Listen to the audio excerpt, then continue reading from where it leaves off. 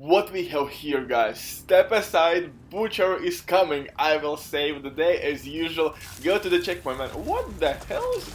Multi-grouping? What the hell is happening here? Nah. You got nothing on me, brother. Go to Minecraft. You can't touch this. Can't touch this. Never, and I mean never face Butcher in Dark Zone. That's PvP rule number 1.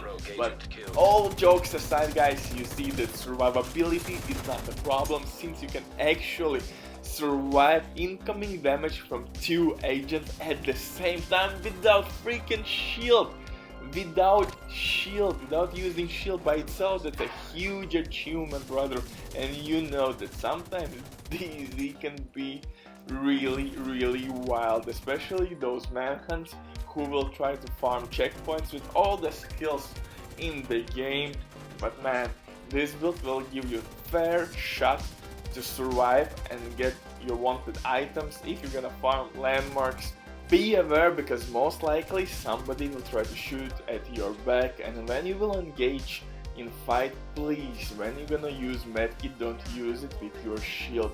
Let it regenerate your armor, and when it will end, then use your shield. It will be like extra life for you. But conflict right now is pure shit show. Look at this madness.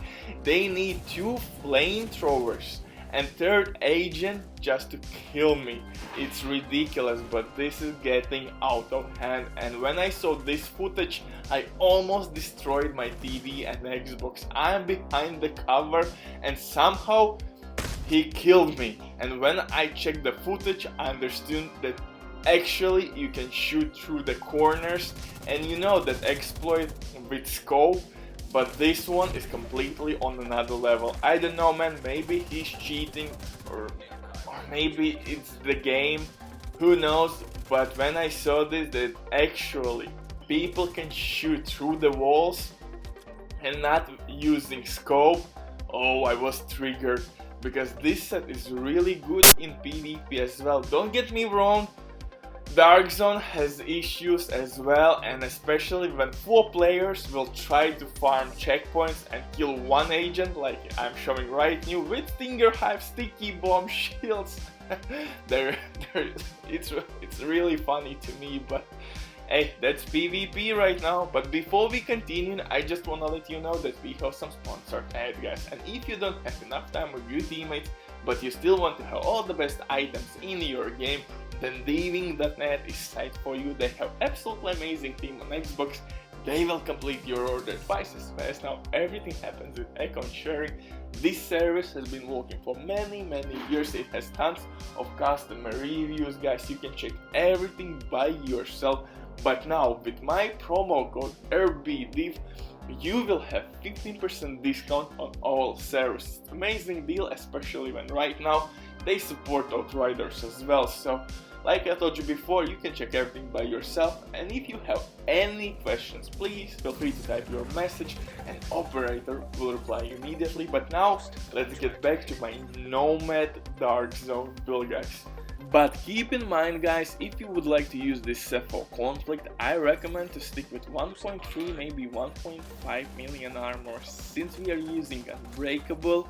When you're gonna lose armor, you will receive 45% armor back, and that's pretty handy when you will try to face like multiple agents at once. So keep in mind, because dynamics in conflict are a little bit different. It's much more fast-paced.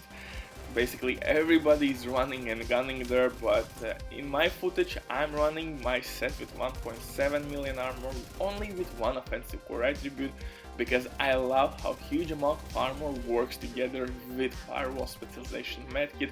Armor regen is ridiculous, and of course with adrenaline rush I will get more armor back. So it really depends on your preference and on your playstyle. If you like more DPS, you can easily reduce amount of armor and use this build with 1.1, 1.3 million, you name it.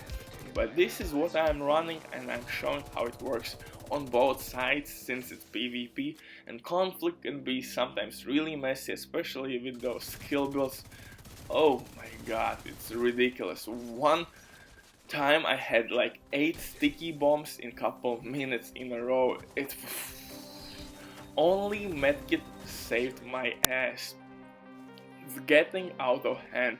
Artillery turret sets. Oh, I could keep on and keep on with all the balancing issues in PvP, but it seems that nobody cares, so it is what it is, my man. So we have to play with everything this game offers to us, and this set will give you a huge amount of survivability, and I love assault rifles, so combination with FAMAS and InSynch will do wonders for you. And we have a little dirty secret in this set as well: Ninjabike messenger kneepads, exotic kneepads. Basically, when you're gonna do cover to cover movement or maybe jump over the car, you will receive actually bonus armor, and it will reload, or that movement will reload your gun at the same time. Super dope combination. I tried it with Lady Death and Intimidate, and actually that worked pretty dope and in PvE, so I was pretty surprised. But sometimes that can be really handy. Maybe it's not that great in conflict, but in Dark Zone, where you have a lot of obstacles, and it could be really clutch, man, when you will jump over the car, reload in that movement, of course your gun, and reposition yourself maybe behind the cover with bonus armor. So there is some potential in that. Please don't sleep on Ninjabike messenger kneepads. So without further ado, let's get into it. For specialization, of course I'm using firewall, because the reasons, man, the freaking reasons, I showed you why the flamethrower is so important in conflict, because it's overpowered and broken.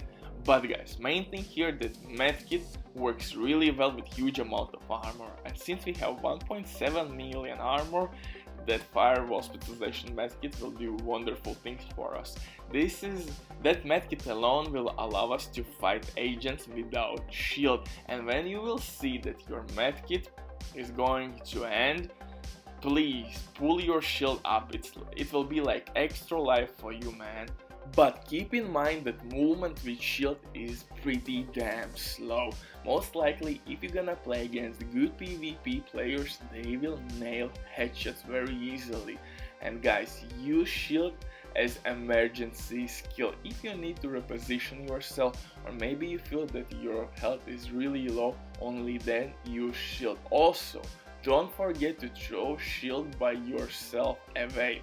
Guys, if enemy will break your shield, you will be stuck in that broken shield animation and you will lose precious time. That alone could be difference between life and death. Keep that in mind, guys.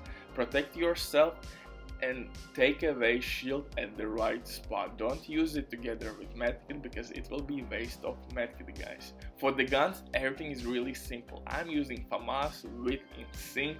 I love FAMAS. That's the best assault rifle for me since, I don't know, day one. Second gun, Eagle, exotic assault rifle, because it's broken with decoys. You can actually activate an SP buff by destroying decoys. For pistol, I'm using Orbit with perfect finisher.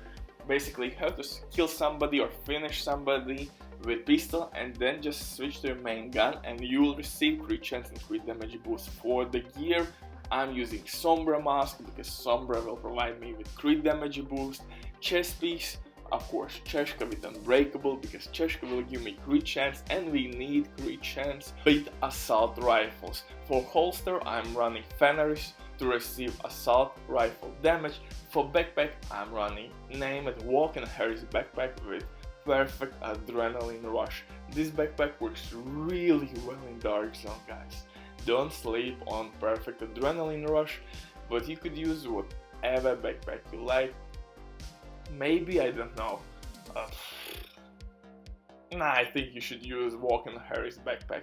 For gloves, I'm running NOMAD Petros gloves, Contractors gloves with damage to armor attribute. They are simply the best gloves in place for DPS, and my little dirty secret is exotic Ninjabike messenger kneepads, and those could be really handy, and actually sometimes these kneepads could be clutch when you're gonna fight somebody you can basically make cover to cover movement or maybe jump over the car, and in DZ you have a lot of these kind of obstacles, and these knee pads will provide you with bonus armor and will reload your gun, so you can easily reposition yourself, refill magazine in maybe less than a second and get bonus armor. Super dope combination.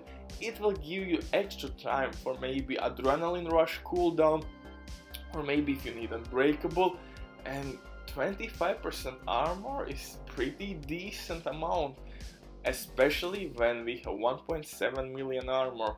And so yeah, those knee pads is not that bad, and if you're gonna use them with Intimidate, they will basically activate Intimidate as well, since it will be counted as bonus armor and your Intimidate will be active. So you could replace Unbreakable for Intimidate and use Lady Death. Thank you for watching and see you soon.